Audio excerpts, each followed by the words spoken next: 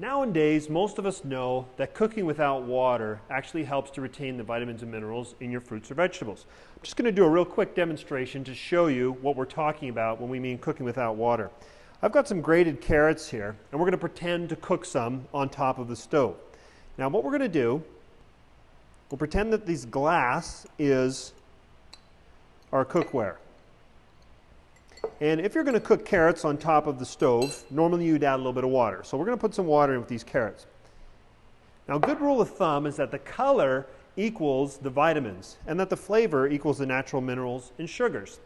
If the color equals the vitamins, what we're going to do is we're going to drain this excess water. Normally if you're cooking on top of the stove, you'd start your stove on high, you'd bring the water to a boil, and then turn the heat down.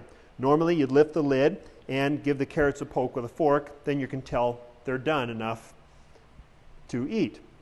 So now what we're going to do is we're going to drain the excess water. Now normally you don't cut your carrots this fine when you cook them, but normally you cook them. All we've done is give them a rinse in some cold water, and you can see the color in the water. Where is that telling us that the vitamins have gone? Of course, they've been drained in the water. The normal cooking process, you can lose a lot of it, the vitamins, in what goes up with the steam, or of course what we drain down the sink. A lot of people will say, well, I don't boil my vegetables, I steam the vegetables. Actually, if you've ever steamed spinach and looked at the color of the water when you're finished, of course the water is green, and that's where the nutrition ends up going. So cooking the minimum moisture method using no water actually is the best way to keep the nutrition, which also equals the flavor, locked into your food.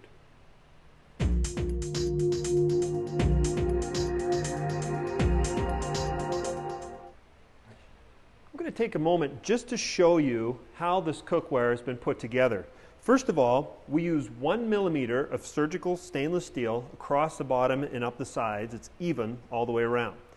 Then we have an encapsulated base. Inside this base consists of a bunch of different kinds of alloys.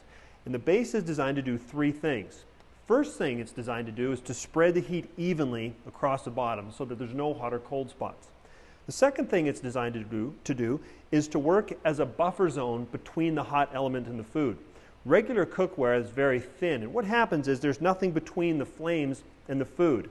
What this base is designed to do is to protect the food while the cookware is heating up gradually. That helps prevent burning.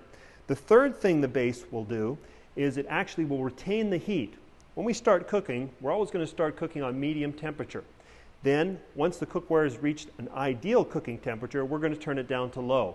That base is designed to hold the heat so that you can cook on very low temperatures and still maintain the heat. Some of the other neat features that this cookware has is, first of all, the lids are designed to hang on the handles. What that's wonderful for, if you're ever looking for a place to put a hot lid, now you've always got somewhere to set it. Also, there is a moisture trap in the edge of the lid. And what that's designed to do is when condensation builds up on the underside of the lid, and you set it in there, it won't be running down on your stove. The lids are also balanced so they won't burn or scorch your countertop when you do set them down. And they can be used as trivets for serving. That does two things. First thing it does is it protects your countertop, make sure it's not being scorched or burned. The third thing it does is it maintains the heat or re-insulates that base so your food's going to stay hot a lot longer when you're serving it on the table.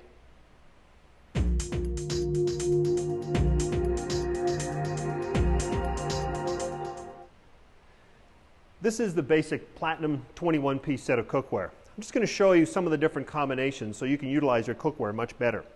First of all, you have these utility bowls. Utility bowls come with storage lids, so you can actually store your food right in the refrigerator.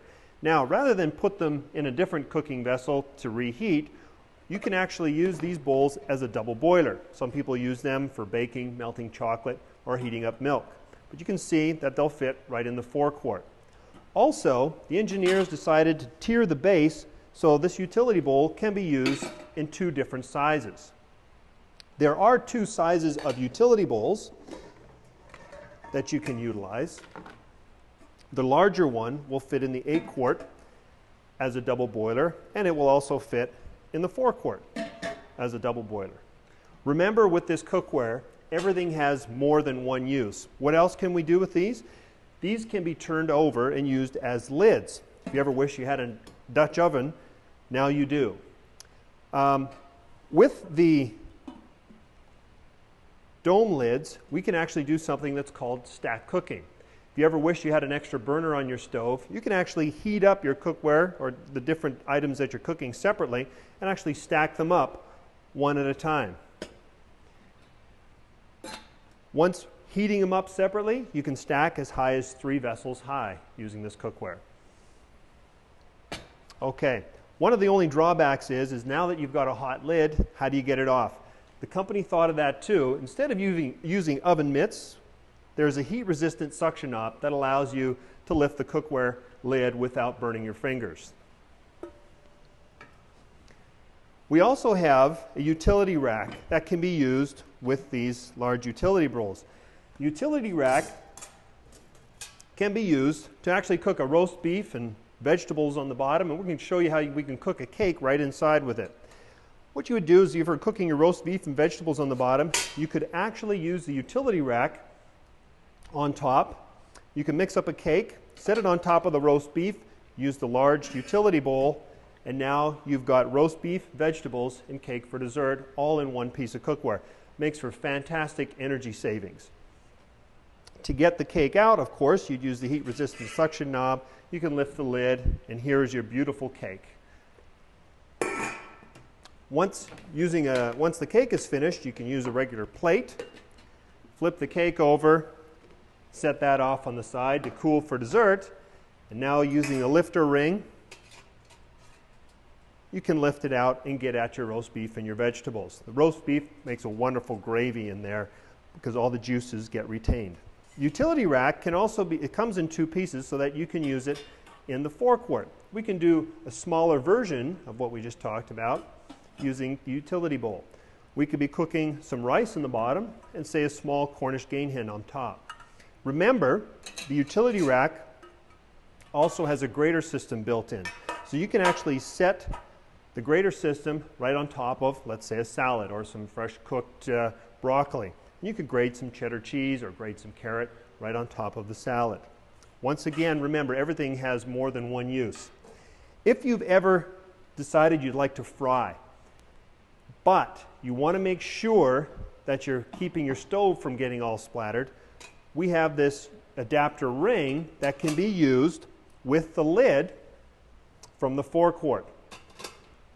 What that allows is the air to pass through over top of, let's say, your bacon and gets it nice and crispy, but yet it keeps your stove from getting all dirty. One of the other features that we have is the wonderful utility basket. Utility basket can be used for deep frying. It could also be used for seafood like clams, mussels, scallops, or some of your pastas like penne noodles. It's designed to hang right inside of the 8-quart also for straining. Another piece that we have that's very popular is our steamer insert. The steamer insert fits inside both the 4-quart roaster and it also fits over here in the 3-quart.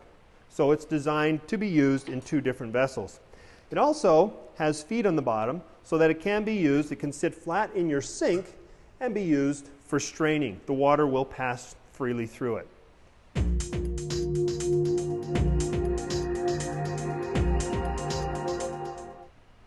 When you first get your cookware, be sure to wash it first before you use it. Fill your sink with hot soapy water and then put 1 cup of vinegar in with the water just for the first wash. That'll make sure it removes any manufacturer's oils still remaining on the cookware.